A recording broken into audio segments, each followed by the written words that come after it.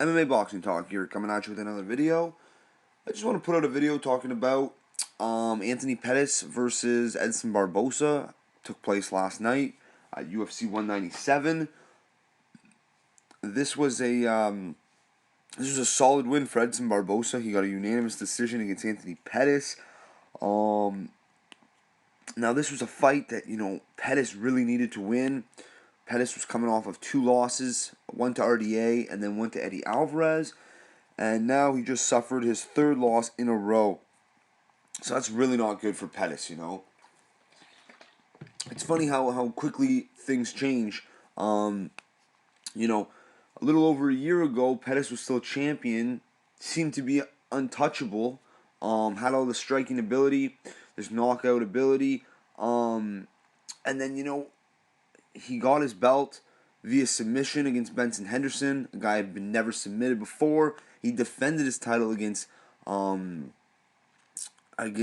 Melendez. He submitted him as well. Gilbert Melendez had never been submitted before. So, he was looking very solid, great off his back.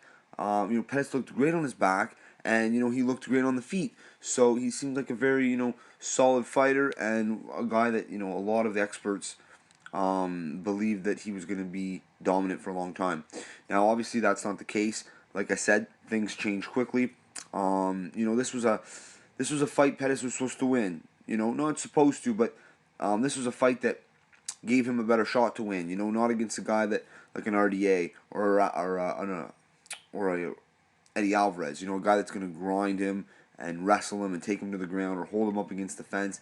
Pettis wasn't dealing with a guy like that in this fight. He was dealing against a guy in Edson Barbosa who has a similar style to Pettis. Now, styles make fights, and this was definitely a more exciting fight than Pettis' last 2 fights. He did all right. He didn't do horrible, but he's a striker, and he got out. He was outstruck. Edson Barbosa outstrike him the whole fight. Basically, the stats here: Edson Barbosa landed 77 punches or 77 strikes.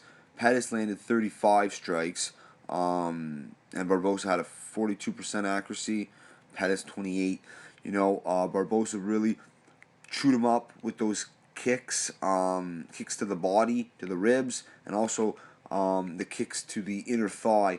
Now Pettis, on his it would have been his left thigh. Pettis had a massive black and blue and purple mark in his inner thigh. His whole inner thigh was covered in black and purple bruised because Edson Barbosa just repeatedly attacked that area, and he also had a massive black and blue, purple mark on his stomach as well, on his ribs. So I mean, he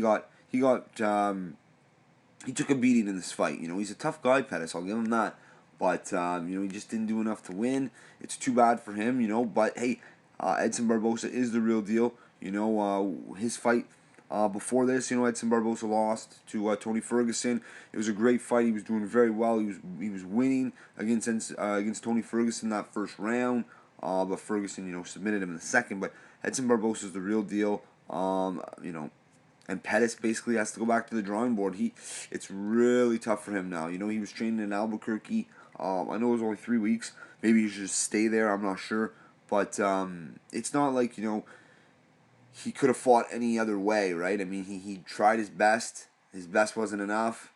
I mean, he's just not the fighter that he once was. He'll never be a champion again, I don't believe. And, I think his days of being a top elite contender are over, I think, Mind you, he's going to go back and fight probably someone pretty weak now. Probably a guy, ranked 10th or 11th maybe. Give him a fight to get his confidence back. I'm not sure how the UFC will do it, or they'll continue to match him up against tough guys. We'll see.